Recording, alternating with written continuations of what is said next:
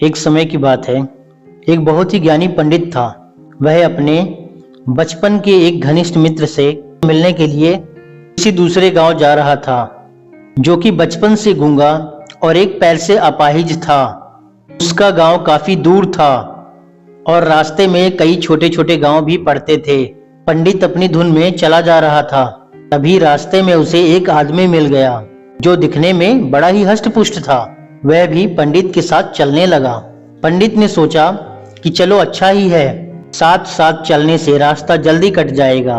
पंडित ने उस आदमी से उसका नाम पूछा तो उस आदमी ने अपना नाम महाकाल बताया। पंडित को ये नाम बड़ा अजीब लगा, लेकिन उसने नाम के विषय में कुछ और पूछना उचित नहीं समझा। दोनों धीरे धीरे चले जा रहे थे। तभी रास्ते में एक गांव आया। महाकाल ने पंडित से कहा, तुम आगे चलो, मुझे इस गांव में संदेशा देना है, मैं तुमसे आगे मिलता हूँ। ठीक है कहकर पंडित अपनी धुन में चलता रहा। तभी एक भैंसे ने एक आदमी को मार दिया और जैसे ही भैंसे ने आदमी को मारा, लगभग तुरंत ही बाद महाकाल वापस पंडित के पास पहुंच गया। चलते चलते दोनों एक दूसरे गांव के बाहर पहुंचे, जहां एक छोटा सा मंदिर था। ठहरने की व्यवस्था ठीक लग रही थी और क्योंकि पंडित के मित्र का गांव अभी काफी दूर था और कुछ देर में रात्रि होने वाली थी, सो पंडित ने कहा, रात्रि होने वाली है, पूरा दिन चलने के कारण थकावट बहुत हो चुकी है, इसलिए आज की रात हम इसी मंदिर में रुककर विश्राम करते हैं। भूख भी लगी है, सो भोजन भी कर लेते हैं और थोड़ा विश्राम करके सुबह फिर प्रस्थान करेंगे। महाकाल ने जवाब दिया, ठीक है, लेकिन मुझे इस गांव में किसी को कुछ सामान देना है, तो मैं देकर आता हूँ। तब तक तुम भोजन कर लो, मैं बाद में खा लूंगा। महाकाल इतना कहकर वहां से चला गया, लेकिन उसके जाते ही कुछ देर बाद उस गांव में धुआं उठना शुरू हो गया और धीरे धीरे पूरे गांव में आग लग गई थी। पंडित को बड़ा ही आश्चर्य हुआ। उसने मन ही मन सोचा कि जहां भी ये महाकाल जाता है, वहां किसी न किसी तरह की हानि क्यों हो जाती है, जरूर कुछ तो गड़बड़ है। लेकिन उसने महाकाल से रात्रि में इस बात का कोई जिक्र नहीं किया। सुबह होने पर दोनों ने फिर से अपने अपने गंतव्य की ओर चलना शुरू कर दिया। कुछ देर बाद एक और गांव आया और महाकाल ने फिर से पंडित से कहा कि पंडित जी, आप आगे चलिए, मुझे इस गांव में भी कुछ काम है, सो मैं आपसे आगे मिलता हूँ। इतना कहकर महाकाल जाने लगा, लेकिन इस बार पंडित आगे नहीं बढ़ा, बल्कि खड़े होकर महाकाल को देखता रहा कि वह कहाँ जाता है और क्या करता है। तभी अचानक से लोगों की आवाजें सुनाई देने लगी कि एक आदमी को सांप ने डस लिया और उस व्यक्ति की मृत्यु हो गई। ठीक उसी समय महाकाल फिर से पंडित के पास पहुंच गया, लेकिन इस बार पंडित को सहन नहीं हुआ और उसने महाकाल से पूछ ही लिया कि तुम जिस गांव में जाते हो वहां कोई न कोई नुकसान हो जाता है, क्या तुम मुझे बता सकते हो आखिर ऐसा क्यों होता है? जिस गांव में तुम जाते हो वहां कुछ न कुछ नुकसान हो जाता है। महाकाल ने जवाब दिया, पंडित जी, आप मुझे बड़े ज्ञानी मालूम पड़ते हैं, इसलिए मैं आपके साथ चलने लगा था, क्योंकि ज्ञानियों का संग हमेशा अच्छा होता है। लेकिन क्या सचमुच आप अभी तक नहीं समझे कि मैं कौन हूँ? पंडित जी ने कहा, मैं समझ तो चुका हूँ, लेकिन कुछ शंका अभी भी बाकी है, सो यदि आप अपना उपयुक्त परिचय दे दें तो मेरे लिए बहुत ही आसानी होगी। महाकाल ने जवाब दिया, मैं यमदूत हूँ और यमराज की आज्ञा से उन लोगों के प्राण हरता हूँ जिनकी आयु पूर्ण हो चुकी है। हालांकि पंडित को पहले से ही इस बात की शंका थी, फिर भी महाकाल के मुंह से ये बात सुनकर पंडित थोड़ा घबरा गया, लेकिन फिर हिम्मत करके पूछा कि अगर ऐसी बात है और सचमुच तुम यमदूत हो तो बताओ अगली मृत्यु किसकी होगी? यमदूत ने जवाब दिया कि अगली मृत्यु तुम्हारे उसी मित्र की है जिसे तुम मिलने जा रहे हो, और उसकी मृत्यु का कारण भी तुम ही बनोगे। ये बात सुनकर पंडित घबरा गया और बड़े ही कश्मकश में पड़ गया कि यदि वास्तव में वह महाकाल एक दूत हुआ तो उसकी बात सही होगी और उसके कारण मेरे बचपन के सबसे घनिष्ठ मित्र की मृत्यु हो जाएगी। इसलिए बेहतर यही है कि मैं अपने मित्र से मिलने ही न जाऊं, कम से कम मैं तो उसकी मृत्यु का कारण नहीं बनूंगा।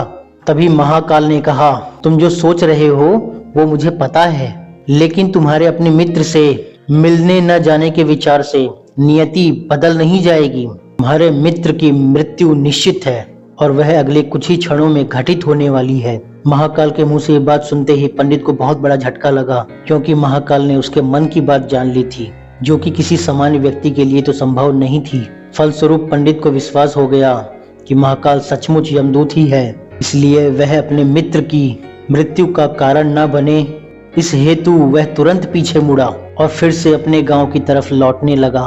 परंतु जैसे ही वह मुड़ा, सामने से उसका मित्र उसी की ओर तेजी से आता हुआ दिखाई दिया, जो कि पंडित को देखकर अत्यधिक प्रसन्न लग रहा था। अपने मित्र के आने की गति को देखकर पंडित को ऐसा लगा जैसे कि उसका मित्र काफी समय से उसके पीछे पीछे ही आ रहा था, लेकिन क्योंकि वह बचपन से गूंगा व एक पैर से अपाहिज था, इसलिए न तो पंडित तक पहुंच पा रहा था और न ही पंडित को आवाज देकर रोक पा रहा था। लेकिन जैसे ही वह पंडित के पास पहुंचा, अचानक न जाने क्या हुआ और उसकी मृत्यु हो गई। पंडित हक्का बक्का सा आश्चर्य भरी निगाहों से महाकाल की ओर देखने लगा, जैसे कि पूछ रहा हो कि आखिर क्या हुआ उसके मित्र को। महाकाल पंडित के मन की बात समझ गया और बोला, तुम्हारा मित्र पिछले गांव से ही तुम्हारे पीछे पीछे आ रहा था, लेकिन तुम समझ ही सकते हो कि वह अपाहिज और गूंगा होने की वजह से तुम तक नहीं पहुंच सका। उसने अपनी सारी ताकत लगाकर तुम तक पहुंचने की कोशिश भी की, लेकिन बुढ़ापे में बचपन जैसी शक्ति नहीं होती है शरीर में, इसलिए हृदयघात की वजह से तुम्हारे मित्र की मृत्यु हो गई और उसकी वजह तुम हो, क्योंकि वह तुमसे मिलने हेतु तुम तक पहुंचने के लिए अपनी सीमाओं को लांघते हुए तुम्हारे पीछे भाग रहा था। अब पंडित को पूरी तरह विश्वास हो गया कि महाकाल सचमुच में यमदूत है और जीवों के प्राण हरण करना ही उसका काम है। चूंकि पंडित एक ज्ञानी व्यक्ति था और वह जानता था कि मृत्यु पर किसी का कोई बस नहीं चलता, सभी को एक न एक दिन मरना ही है, इसलिए उसने जल्दी ही अपने आप को संभाल लिया। लेकिन एकाएक उसके मन में अपनी मृत्यु के बारे में जानने की उत्सुकता उत्पन्न हुई, इसलिए उसने महाकाल से पूछा, अगर मृत्यु मेरे मित्र की ही होनी थी तो तुम शुरू से ही मेरे साथ क्यों चल रहे थे? महाकाल ने जवाब दिया, मैं तो सभी के साथ चलता हूँ और हर क्षण चलता रहता हूँ। लोग ही मुझे पहचान नहीं पाते, क्योंकि लोगों के पास अपनी समस्याओं के अलावा किसी और व्यक्ति, वस्तु या घटना के संदर्भ में सोचने या उसे देखने समझने का समय ही नहीं है। तब पंडित ने पूछा, तो क्या तुम बता सकते हो कि मेरी मृत्यु कब और कैसे होगी? महाकाल ने कहा, हालांकि किसी भी सामान्य जीव के लिए जानना उपयुक्त नहीं है, क्योंकि कोई भी जीव अपनी मृत्यु के बारे में जानकर व्यतीत होता है, परेशान होता है। लेकिन तुम ज्ञानी व्यक्ति हो और अपने मित्र की मृत्यु को जितनी आसानी से तुमने स्वीकार कर लिया है, उसे देखकर मुझे लगता है कि तुम अपनी मृत्यु के बारे में जानकर भी व्यतीत नहीं होंगे, परेशान नहीं होंगे। महाकाल ने कहा, तुम्हारी मृत्यु आज से ठीक 6 महीने बाद होगी और आज ही के दिन होगी, लेकिन किसी दूसरे राजा के राज्य में फांसी लगने से होगी। और आश्चर्य की बात यह है कि तुम स्वयं खुशी से फांसी को स्वीकार करोगे। इतना कहकर महाकाल जाने लगा, क्योंकि अब उसके पास पंडित के साथ चलते रहने का कोई कारण नहीं था। पंडित ने अपने मित्र का यथास्थिति जो भी कर्मकांड संभव था किया और फिर से अपने गांव लौट आया। लेकिन कोई व्यक्ति चाहे जितना भी ज्ञानी क्यों न हो, अपनी मृत्यु के संदर्भ में जानने के बाद कुछ तो व्यतीत होता है, परेशान होता ही है, और उस मृत्यु से बचने के लिए कुछ न कुछ तो करता ही है। सो पंडित ने भी किया। चूंकि पंडित विद्वान था, इसलिए उसकी ख्याति उसके राज्य के राजा तक थी। उसने सोचा कि राजा के पास तो कई ज्ञानी मंत्री होते हैं और वे इस मृत्यु से संबंधित समस्या का कोई न कोई समाधान तो निकाल कर देंगे। इसलिए वह पंडित राजा के दरबार में पहुंचा और राजा को सारी बात बताई। राजा ने पंडित की समस्या को अपने मंत्रियों के साथ बांटा और उनसे सलाह मांगी। अंत में सभी की सलाह से ये तय हुआ, यदि पंडित की बात सही है तो जरूर उसकी मृत्यु 6 महीने बाद ही होगी, लेकिन मृत्यु तब होगी जबकि वह किसी दूसरे राज्य में जाएगा। यदि वह किसी दूसरे राज्य जाए ही न तो मृत्यु नहीं होगी। ये सलाह राजा को उपयुक्त लगी, सो उसने पंडित के लिए महल में रहने हेतु उपयुक्त व्यवस्था करवा दी। अब राजा की आज्ञा के बिना कोई भी व्यक्ति उस पंडित से नहीं मिल सकता था, लेकिन स्वयं पंडित कहीं भी आ जा सकता था, ताकि उसे यह न लगे कि वह राजा की कैद में है। हालांकि स्वयं पंडित डर के मारे कहीं आता जाता नहीं था। धीरे धीरे पंडित की मृत्यु का समय नजदीक आने लगा और आखिर वह दिन भी आ गया जब पंडित की मृत्यु होनी थी। सो जिस दिन पंडित की मृत्यु होनी थी, उससे पिछली रात पंडित डर के मारे जल्दी सो गया। ताकि जल्दी जल्दी वह रात और अगला दिन बीत जाए और उसकी मृत्यु टल जाए। लेकिन स्वयं पंडित को नींद में चलने की बीमारी थी और इस बीमारी के बारे में पंडित स्वयं नहीं जानता था। इसलिए राजा या किसी और से इस बीमारी का जिक्र करने अथवा किसी चिकित्सक से इस बीमारी का इलाज करवाने का तो प्रश्न ही नहीं उठता था, क्योंकि पंडित अपनी मृत्यु को लेकर बहुत ही चिंतित था। और नींद में चलने की बीमारी का दौरा अक्सर तभी पड़ता है जब ठीक से नींद नहीं आ रही होती। सो उसी रात पंडित को नींद में चलने का दौरा पड़ा। वह उठा और राजा के महल से निकलकर अस्तबल में आ गया। क्योंकि वह राजा का खास मेहमान था, इसीलिए किसी भी पहरेदार ने उसे न तो रोका न किसी तरह की पूछताछ की। अस्तबल में पहुंचकर वह सबसे तेज दौड़ने वाले घोड़े पर सवार होकर नींद की बेहोशी में ही राज्य की सीमा से बाहर दूसरे राज्य की सीमा में चला गया। इतना ही नहीं, वह दूसरे राज्य के राजा के महल में पहुंच गया और संयोग से उस महल में भी किसी पहरेदार ने उसे नहीं रोका, न ही कोई पूछताछ की, क्योंकि सभी लोग रात की अंतिम प्रहर की नींद में थे। वह पंडित सीधे राजा के शयन कक्ष में पहुंच गया। रानी के एक ओर उस राज्य का राजा सो रहा था और दूसरी ओर स्वयं पंडित जाकर लेट गया। सुबह हुई तो राजा ने पंडित को रानी के बगल में सोया हुआ देखा। राजा बहुत ही क्रोधित हुआ। पंडित को गिरफ्तार कर लिया गया। पंडित को तो समझ में ही नहीं आ रहा था कि वह आखिर दूसरे राज्य में और सीधे राजा के शयन कक्ष में कैसे पहुंच गया। लेकिन वहां उसकी सुनने वाला कौन था। राजा ने पंडित को दरबार में हाजिर करने का हुक्म दिया। कुछ समय बाद राजा का दरबार लगा, जहां राजा ने पंडित को देखा और देखते ही इतना क्रोधित हुआ कि पंडित को फांसी पर चढ़ा दिए जाने का फरमान सुना दिया। फांसी की सजा सुनकर पंडित कांप गया। फिर भी हिम्मत करके उसने राजा से कहा कि महाराज, मैं नहीं जानता कि मैं इस राज्य में कैसे पहुंचा। मैं ये भी नहीं जानता कि मैं आपके शयन कक्ष में कैसे आ गया और आपके राज्य के किसी भी पहरेदार ने मुझे रोका क्यों नहीं। लेकिन मैं इतना जानता हूँ कि आज मेरी मृत्यु होनी ही थी और होने जा रही है। राजा को ये बात थोड़ी अटपटी लगी। उसने पूछा, तुम्हें कैसे पता कि आज तुम्हारी मृत्यु होनी थी? कहना क्या चाहते हो तुम? राजा के सवाल के जवाब में पंडित ने पिछले 6 महीने की पूरी कहानी बता दी और कहा कि महाराज, मेरा क्या, किसी भी सामान्य व्यक्ति का इतना साहस कैसे हो सकता है कि वह राजा की उपस्थिति में राजा के कक्ष में रानी के बगल में सो जाए। ये तो सरासर आत्महत्या ही होगी और मैं दूसरे राज्य से इस राज्य में आत्महत्या करने क्यों आऊंगा।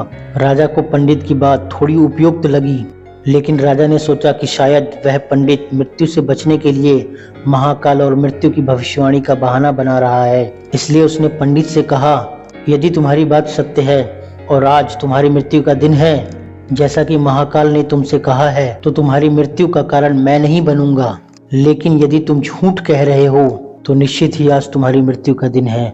क्योंकि पड़ोसी राज्य का राजा उसका मित्र था, इसलिए उसने तुरंत कुछ सिपाहियों के साथ दूसरे राज्य के राजा के पास पत्र भेजा और पंडित की बात की सत्यता का प्रमाण मांगा। भेजे गए सैनिक लौटे और उन्होंने आकर बताया कि महाराज, पंडित जो कह रहा है वह सच है। दूसरे राज्य के राजा ने पंडित को अपने महल में ही रहने की संपूर्ण व्यवस्था दे रखी थी और पिछले 6 महीने से ये पंडित राजा का मेहमान था। कल रात राजा स्वयं इससे अंतिम बार इसके शयन कक्ष में मिले थे और उसके बाद ये इस राज्य में कैसे पहुंचा, इसकी जानकारी किसी को नहीं है। इसलिए उस राज्य के राजा के अनुसार पंडित को फांसी की सजा दिया जाना उचित नहीं है। लेकिन अब राजा के लिए एक नई समस्या आ गई, क्योंकि उसने बिना पूरी बात जाने ही पंडित को फांसी की सजा सुना दी थी। इसलिए अब यदि पंडित को फांसी न दी जाए तो राजा के कथन का अपमान होगा और यदि राजा द्वारा दी गई सजा का मान रखा जाए तो पंडित बेवजह ही मारा जाएगा। राजा ने अपनी इस समस्या का जिक्र अपने मंत्रियों से किया और सभी मंत्रियों ने आपस में चर्चा करके एक सुझाव दिया कि महाराज, आप पंडित को कच्चे सूत के धागे से फांसी लगवा दें। इससे आपके वचन का मान भी रहेगा और सूत के धागे से लगी फांसी से पंडित की मृत्यु भी नहीं होगी, जिसके कारण उसके प्राण बच जाएंगे और आपके कथन का अपमान भी नहीं होगा। राजा को यह विचार उपयुक्त लगा और उसने ऐसा ही आदेश सुनाया। पंडित के लिए सूत के धागे का फांसी का फंदा बनाया गया और नियम अनुसार पंडित को फांसी पर चढ़ाया जाने लगा। सभी खुश थे कि न तो पंडित मरेगा न राजा का कथन झूठा होगा। पंडित को भी विश्वास था कि सूत के धागे से उसकी मृत्यु नहीं होगी, इसलिए वह भी खुशी खुशी फांसी पर चढ़ने के लिए तैयार हो गया, जैसा कि महाकाल ने उससे कहा था। लेकिन जैसे ही पंडित को फांसी दी गई, सूत का धागा तो टूट गया, लेकिन टूटने से पहले उसने अपना काम कर दिया। पंडित के गले की नस कट चुकी थी उस सूत के धागे से, और पंडित जमीन पर पड़ा तड़प रहा था। हर धड़कन के साथ उसके गले से खून का फुहारा निकल रहा था, और देखते ही देखते कुछ क्षणों में पंडित का शरीर पूरी तरह शांत हो गया था। सभी लोग आश्चर्यचकित होकर हक्के बक्के से पंडित को मरते हुए देख रहे थे। किसी को भी विश्वास नहीं हो रहा था कि एक कमजोर सूत के धागे से किसी की मृत्यु हो सकती है, लेकिन यह घटना घट चुकी थी। नियति ने अपना काम कर दिया था।